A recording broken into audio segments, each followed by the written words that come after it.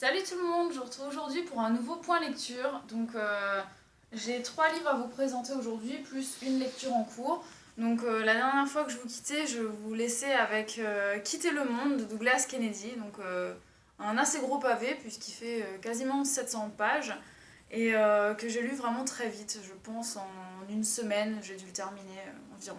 C'est un gros coup de cœur pour moi, je vais pas trop rentrer dans les détails de vous expliquer de quoi parle ce livre, puisque je reviendrai dessus dans mes coups de cœur du mois de novembre 2013.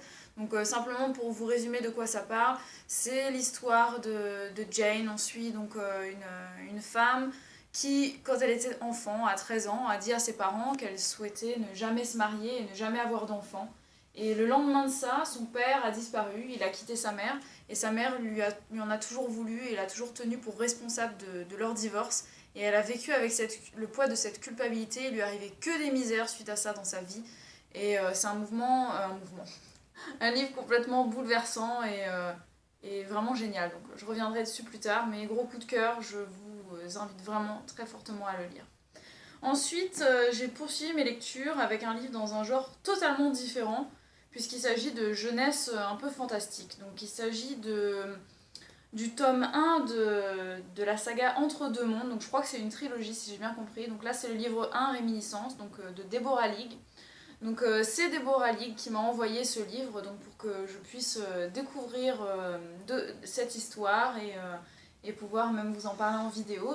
Je suis vraiment très très contente parce que c'est un genre que j'ai jamais sauté le pas d'essayer de lire, de tenter, je sais pas pourquoi, mais mis à part les Harry Potter que je lisais quand j'étais ado, c'est un genre jeunesse et fantastique qui me fait un peu peur parce que j'avais peur de ne pas aimer, de ne pas accrocher, tout ça. Je me suis rentrée dans cette lecture en me disant, voilà, je suis une adolescente et j'ai essayé de reprendre mes yeux de jeune fille pour essayer de bien rentrer dans l'histoire et de me mettre à la place des personnages, puisque on suit quand même des jeunes personnes, hein. Ils sont 17-18 ans, ce sont de jeunes gens, donc c'est vrai qu'il faut se mettre à ce niveau-là pour bien suivre l'histoire. Donc euh, je vais pas rentrer dans les détails de l'histoire puisque c'est assez difficile à expliquer, j'ai peur d'en dire trop, puisque c'est pas très long, le tome 1 fait simplement 250 pages, ça se lit très très vite. C'est très agréable à lire, c'est une histoire un peu fantastique avec des fées un petit peu louches et puis des fées un peu noires, un petit peu sorcières. Et en fait, ce qui se passe, c'est que la jeune fille qu'on suit est tout à fait normale et elle se rend compte qu'elle commence au fur et à mesure que le temps passe à avoir des drôles de pouvoirs et elle commence donc à se poser des questions sur qui elle est. Et elle rencontre une personne qui s'appelle Alastar, qui est quelqu'un de très étrange. Enfin, vraiment, c'est sympa, ça se lit très facilement.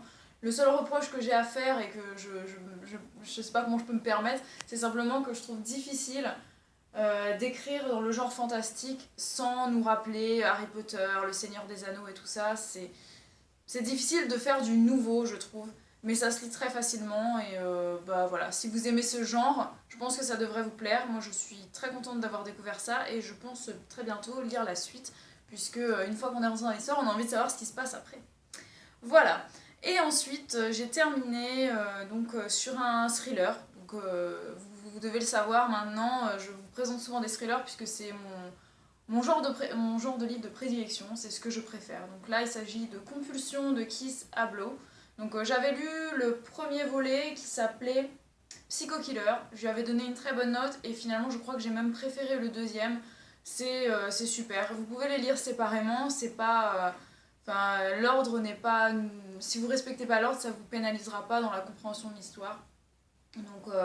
Vraiment super. Ici, il y a un bébé qui est mort, hein, qu'on retrouve mort, et on essaie de comprendre qui l'a tué, comment ça s'est passé. Il y a une histoire de famille, une histoire d'infidélité.